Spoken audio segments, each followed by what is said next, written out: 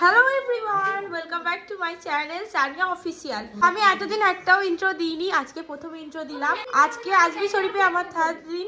আজকে যাব তারাগড় পাহাড়ে। তারাগড় পাহাড়ে গিয়ে আমরা কি কি করব সেটা তোমরা দেখতে থাকো, ভিডিওটা কিন্তু স্কিপ করবে না।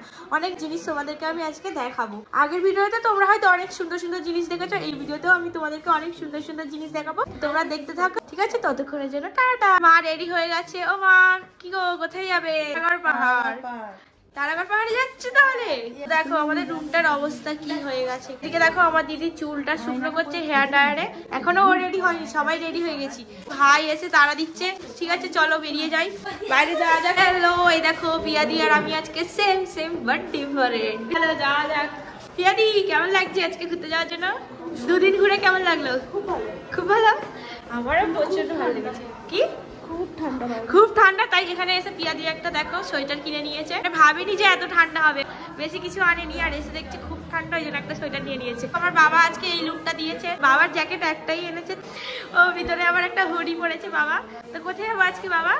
তারাগড়। তারাগড় পাহাড়। তারাগড় পাহাড়ে যাবো। দেখি এখানে আর কি কি করছে। কি করছে গো সবাই? কোথায় গেল? ঘর তো পুরো খালি। আমাদের নিজেদেরই ঘরের অবস্থা খারাপ, প্রচুর খারাপ। কারণ যেটা বেরিয়েছে হাতের দ্বারা বের করে আর সব ছড়িয়ে ছিটিয়ে আমরা এখন যাবো ঘুরতে। তাই আমরা এখন সকালে ব্রেকফাস্টে পুরি খেতে এসেছি, দেখতেই পাচ্ছি। এখানে পিয়াদি খাচ্ছে, পাপা বাবা। পুরি খেয়ে নিই, তারপর ঘুরতে যাবো। আমাদের গাড়িতে আমরা উঠে পড়েছি, গাড়িটা বুক করেছে ভাই। আর আমি বসেছি আজকে একটু উইন্ডো সিটে, কারণ তোমাদের ভিডিও দেবো বলে। পিছনে বসেছে দেখো পিয়াদি, পাপা, মা, বাবা। আমার দিদি এখানে বসে বসে খাচ্ছে হ্যাপি বিস্কিট। আমার দেখো সে শুধু শুধুই গাল লাগছে। কেন গো, তুমি গালে কি দিয়েছো? আমরা এখন এত নিচে আছি তো, কিন্তু আমরা কত উপরে উঠবো তোমরা যাচ্ছে একবার দেখো। এই পাহাড় দেখতে পাচ্ছ দূরে দূরে, এই পাহাড়ের উপরে আমরা উঠবো, পাহাড়ের ভিউ এনজয় করবো। তো আর নেবে না তোমার লোডিং দিয়ে না, কাজটা খুলতে পারছি না, কত নিচে আছি, উপরে উঠবো, দেখতে পাচ্ছ? কাজটা খোলা যাচ্ছে না, বাবু আছে। একবার নিচের দৃশ্যটা দেখো, কি লাগছে, দারুণ দারুণ। যদি পয়সা খরচা করে এসে এই ভিউ গুলো দেখো, সুন্দর লাগছে দেখতে। আইফোন করেছিল আমার পাহাড়ের উপরে এই যে রাস্তা কোথায় করেছি এটাই মানে ভাবা যাচ্ছে না। সেই হচ্ছে মজার। জুম করে দেখাই তোমাদেরকে, কাছ থেকে তো দেখাবো, এখানে একটু দেখিয়ে দিলাম। এখানে আমি আর আমার দিদি বলছিলাম যে এই পাহাড় কেটে এত যে সুন্দর রাস্তাটা বানিয়েছে, ওনাদেরকে একদমই স্যালুট, কারণ ওনাদের জন্য আমরা এত সুন্দর একটা জায়গায় ঘুরতে যেতে পেরেছি।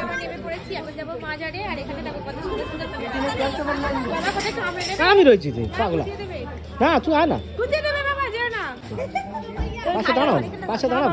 এই ঘোড়াটার কাছে আমি একদমই যেতে পারছিলাম না, কারণ আমার প্রচন্ড ভয় লাগছিল। আর বিশেষ করে ভয় লাগছিল ওই ঘোড়াটার দাঁতের দিকে তাকিয়ে। তার উপরে ঘোড়াটার কোনো দড়ি বাঁধা ছিল না, তাই আমি আরো ঘোড়াটার পাশে যেতে পারিনি সাহস করে। এদিকে আবার সবাই এসে গেছে, আমার বাবা মা সবাই আছে এখানে। ऐसे हजारों लोग मौजूद होते हैं। अपनी आंख से करामात देखते हैं, मजार के हिलने से धागा दो हिस्सों में टूट कर गिर जाता है, लोग इसको लूटते गले में डालते हैं। इससे जादू टोना असर नहीं करता, कभी हाथ से होती।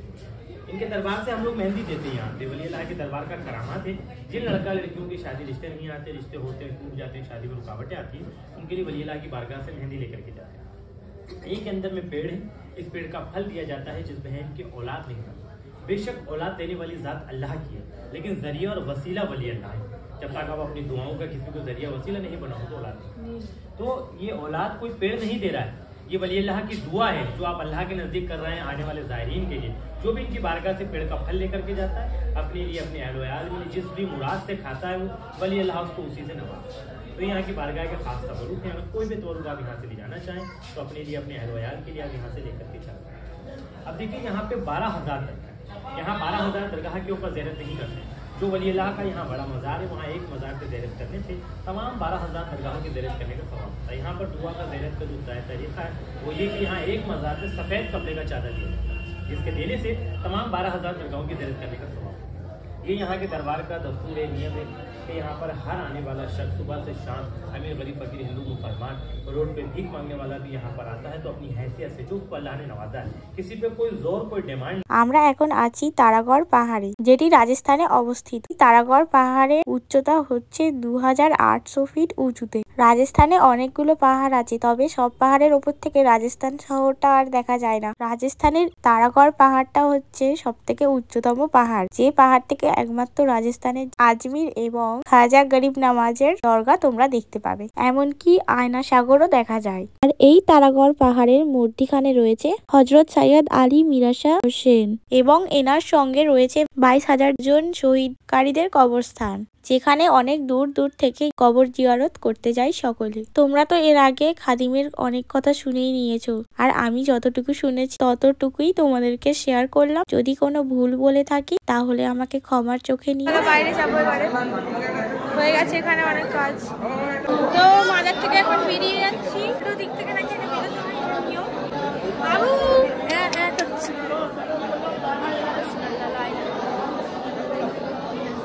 চলে এসছি এবারে বাইরে। এখানে হচ্ছে 22,000 জনের কবর, এখানে সব শহীদ হয়েছিল। 22,000 জনের কবর এখানে কিছুটা আছে, ওদিকেও আছে, এখানে দেখো এখানেও আছে, এগুলো সবে। বাইরের দিকে যাওয়া যাক।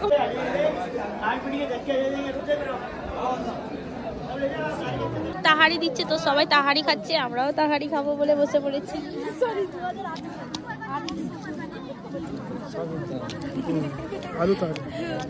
তো চলো খেয়ে নিই বন্ধুরা, এখানেও একটা ডেগ আছে। আমরা এখন যে খাবারটা খেলাম সেটা হলো এই ডেগে বানানো। এই ডেগেতে তাহারি বানানো হয়। আগের ভিডিও যেটা তোমরা দেখেছো সেখানে কিন্তু মিষ্টি লাগার বানানো হয়। তাহারিটা সত্যি অনেক সুন্দর হয়েছে। তাহারিটা ভোরের বেলার দিকে বানিয়েছিল, আর এখন দুপুর হয়ে গেছে যেহেতু, তাই আবার এখানে সকলে এসে পয়সা দিচ্ছে। তারপর আবার এই পয়সা দিয়ে রাতের বেলা তাহারি তৈরি হবে। এখানে একটা নয়, আর একটা ডেগে দেওয়া মানে 3টে ডেগে দেওয়াই সমান। বাবু দিচ্ছে বন্ধুরা, দেখো আমার জান।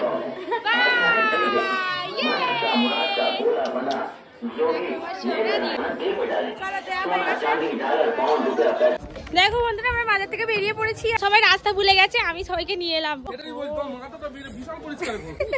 এখন আমরা যেখানে জুতো রেখে গেছিলাম সেখানে গিয়ে এখন জুতোটা পরে নেব। সবাই আসছে, দেখো ক্লান্ত হয়ে গেছে পাহাড়ের উপরে। রাজস্থান এখান থেকে দেখা যাচ্ছে, দেখো কত সুন্দর ভিউ। দেখো এখানে এসেছি একটু ফটোশুট করতে, সবাই ওখানে আসে, আমরা তাড়াহুড়ো করে ছুটে ছুটে চলে এসেছি, কেউ জানে না যে আমরা এখানে এসেছি। ভিউটা তোমরা জাস্ট একবার দেখো, ওয়াও কি দারুণ দৃশ্য। আর ওখানে যে সিঁড়িগুলো তোমরা দেখতে পাচ্ছ, পাহাড়ে হেঁটে হেঁটে ওঠে, তারা এই সিঁড়ি দিয়ে নামে, কিন্তু এই সিঁড়ি দিয়ে যারা ওঠে তারা আর এই সিঁড়ি দিয়ে নামতে পারে না। ওই জায়গাটায় দাঁড়িয়ে আমি কি ভুল বলেছি নিজেও জানি না, তাই আমি ভয়েসে তোমাদেরকে ভালোভাবে বলছি। তারাগড় পাহাড়ের একটাই নিয়ম, যে এবং যারা এখানে মানতের সঙ্গে আসে তাদেরকে এই পাহাড়ে উঠতে গেলে হেঁটে উঠতে হবে, আর হেঁটেই নামতে হবে, এমনই রাস্তা করা আছে। তবে এটাই শেষ নয়, এখানে একটা নিয়ম আছে, যে সিঁড়ি দিয়ে উঠবে তাকে হেঁটে নামতে হবে পাহাড়ের রাস্তা দিয়ে, আর যে হেঁটে রাস্তা দিয়ে উঠবে তাকে নামতে হবে সিঁড়ি দিয়ে। তো এখানের এই নিয়মটা সবাই মেনে চলে। আমরা যাইনি কারণ আমাদের বাবু ছিল কাছে, সেই জন্য আমরা গাড়ি করেই গেলাম। আর পরের বছর যদি এখানে আবারও যাই তাহলে কিন্তু আমি হেঁটেই যাওয়ার চেষ্টাটা করব, অনেক সুন্দর সুন্দর জিনিসও দেখাতে পারবো। সেই জন্য বলছি এখন থেকেই সাবস্ক্রাইব করে রাখো। ওপর থেকে দেখো যেন সব পিঁপড়ে, ওখানে দেখো। দেখো বন্ধুরা, আমরা এখন যেখানে ঘুরতে এসেছি সেখানে শুধু মার্বেল, চারিদিকে শুধু মার্বেল। এই এলাকাটার নাম হচ্ছে স্নোইয়ার, মার্বেল দিয়ে বানানো। চলো তোমাদেরকে পুরোটা দেখাচ্ছি নেমে গাড়ি থেকে। আমরা ফাইনালি চলে এসেছি মার্বেল পাথরের দেশে। আমি মার্বেলের দেশ, এখানে মানে মার্বেলের দেশ কেন বলছি জানো? কারণ এখানে চারিদিকে শুধু মার্বেল আর মার্বেল। তোমাদেরকে আমি দেখাচ্ছি, নিচে নামি, এখন তো সবাই গাড়ি থেকে নামলাম, নিচে নেমে তোমাদেরকে আমি দেখাচ্ছি, তোমরা দেখতে থাকো। তারাগড় পাহাড় থেকে আমরা ঘুরে সোজা চলে এসেছি স্নোইয়ারে। এই জায়গাটার নাম হচ্ছে স্নোইয়ার, অনেকে ডাম্পিং ইয়ার নামেও চেনে। এখানে যে সাদা সাদা তোমরা দেখতে পাচ্ছ এটা হচ্ছে মার্বেল। আমি যখন স্ট্যাটাস দিয়েছি আমার অনেক বন্ধুরা এটাকে বরফ ভেবে বসে পড়েছে। আর সত্যি এই জায়গাটা এমন এমন ভাবেই বানানো যেন মনে হচ্ছে যে আমি বরফের দেশে চলে এসেছি। পুরো কাশ্মীর কাশ্মীর ফিলিং এসে গেছে আমার। চারিদিকে পাহাড় আর শুধু হোয়াইট কালারের মার্বেল, এবং কি মার্বেলের উপরে পানি পড়ে আছে বলে সেগুলোকে দেখে পুরো মনে হচ্ছে কাশ্মীরে চলে এসেছি। হ্যাঁ বন্ধুরা, তোমরা হয়তো ভাবছো যে রাজস্থানে আবার কাশ্মীরের মতো দেশ আছে। হ্যাঁ বন্ধুরা, এখানে তোমরা সব রকম ভিউ এনজয় করতে পারবে, বরফের মতো ভিউ এনজয় করতে পারবে, মাউন্টেন এনজয় করতে পারবে, এমনকি ঐতিহাসিক জিনিসও তোমরা এখানে দেখতে পাবে। সবকিছু নিয়ে তুলে ধরেছে এই রাজস্থানের ছোট্ট একটি সিটি আজমির শরীফ। তোমরা এখানে চাইলে ঘুরে আসতে পারো, অনেক সুন্দর সুন্দর জিনিস দেখতে পাবে। আকাশি কালার কেন লাগছে? পানির কালার তো হোয়াইট, কিন্তু আকাশি কেন লাগছে? পুরো মার্বেলের জন্য পানির কালারটা স্কাই কালার হয়ে গেছে। আমরা ওখানে তো অনেক ফটোশুট করার পর এদিকে দেখো ভিউটা, ফটো তুলবো বলে এদিকে এলাম। ইয়াদি দেখো এদিকে, চলো গাইস, আমরা প্রচুর মজা হচ্ছে এখানে ঘুরতে এসে। দারুণ। পিয়াদি তো এর আগেবার এসে ঘুরে গেছে। পিয়াদি এখানে সবকিছুই জানে অলমোস্ট, উনি আমাকে সব ডিটেলস বলে দিচ্ছে, আর সেটাই আমি তোমাদেরকে ব্লগে থেকে কপি করে ব্লগে পেস্ট করে দিচ্ছি। Copy paste. চলো এর আগের বছর এসেছিল। চলো এই জায়গাটাই ফটোশুট করে নিই, তারপর তোমাদের সাথে দেখা হচ্ছে। এখন আমরা যাবো আয়না সাগর। আয়না সাগরে গিয়ে তোমাদের সাথে দেখা হচ্ছে। আমরা আয়না সাগরে চলে এসেছি। তো এখন আয়না সাগরে ঢোকার জন্য এখানে টিকিট কাটতে হবে। সোয়েটার পরে নিয়েছে, ঠান্ডা পাগল লাগছে। অনেক ঘুরেছি, আবার ঘুরবো, ফটোশুট করবো। এটা হচ্ছে আয়না সাগরের টিকিট। টিকিট কিনে নিয়েছি, ভিতরে ঢুকবো। এখন সবাই আসছে, আর ওখানে আমি টিকিটটা দিয়ে দিয়েছি।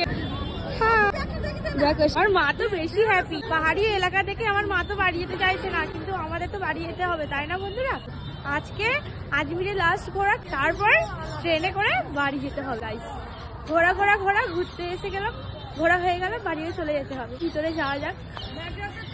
তারাগড় পাহাড় থেকে স্নোয়ার ঘুরে এসে চলে এলাম আয়না সাগরে। আয়না সাগরের একটা খাস ব্যাপার আছে, প্রত্যেক বছরে একটি করে আয়না সাগর থেকে পাথর ভেসে আসে। সেই ভেসে আসা পাথর পানিতে মিশিয়ে সেই পানি পান করলে বিভিন্ন ধরনের ছোট ছোট রোগগুলো সেরে ওঠে, যেমন কি পেটে ব্যথা, গ্যাস, অম্বল, বমি এবং কি নানা ধরনের সাধারণ রোগগুলো সেরে ওঠে। চারিদিকে দেখো, হাতে সব কম্বল গুলো চাপিয়ে দিয়েছে, বিরক্ত হয়ে গেছে। আমার ভাইরা ফটোশুট করছে, আমি এখানে দাঁড়িয়ে আছি। তো চলো গাইস, ঘোরা হয়ে গেছে, এবারে যাবো বাড়িতে। কারণ আমার বাবু কাশি হচ্ছে, আর এখানে প্রচুর ঠান্ডা, তাই সেই জন্য। আয়না সাগরে ঘোরা হয়ে গেছে। খুব একটা আমার ভালো লাগেনি আয়না সাগরটা, মোটামুটি ভালো। গিয়ে বাজার করব, কেনাকাটি করব, সেগুলো তোমাদেরকে দেখাবো কি কি কিনবো বাজারেতে। আজমি শরীফের সামনেই বাজার আছে একটা পুরো বড়। আগের ভিডিওতে হয়তো তোমরা সেটা দেখেছো। আজকে থার্ড দিন কি কি কিনবো সেগুলো তোমাদেরকে দেখাবো। ওই ভিডিওটা শেষ হয়নি, এখন অনেক কিছু বাকি আছে, দেখতে থাকবো। আর রেডি হয়ে গেছি, আর একটা ড্রেস পরে এখন যাবো আমরা বাজারে মার্কেট করতে। আর মার্কেটে কি কি কিনবো সেগুলো তোমাদেরকে দেখাবো। আয়না সাগর থেকে চলে এসে আমি ড্রেস চেঞ্জ করে নিয়েছি। আমার এই ড্রেসটা কেমন লাগছে অবশ্যই তোমরা কমেন্টে জানাবে। আমি চলো যা যাক, দেখাচ্ছি তোমাদেরকে। কোথায় যাচ্ছি? দরকার আছে, চলো যাই। আসো, তুমি যাবে না? হ্যাঁ আমিও যাবো। সবাই কোথায় আছে কি জানি।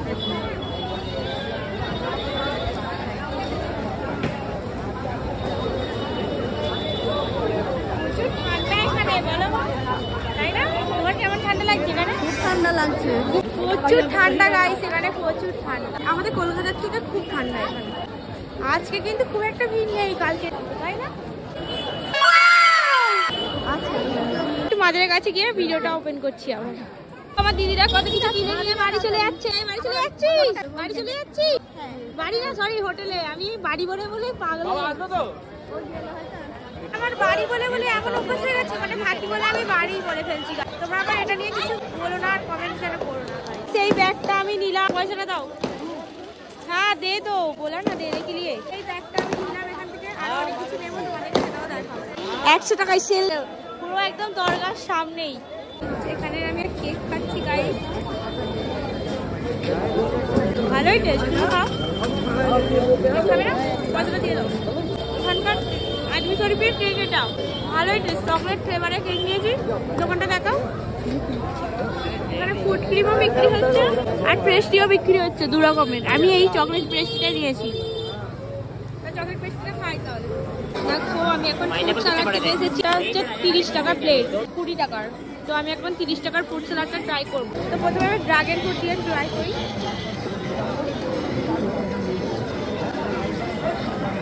ভালো, খাও।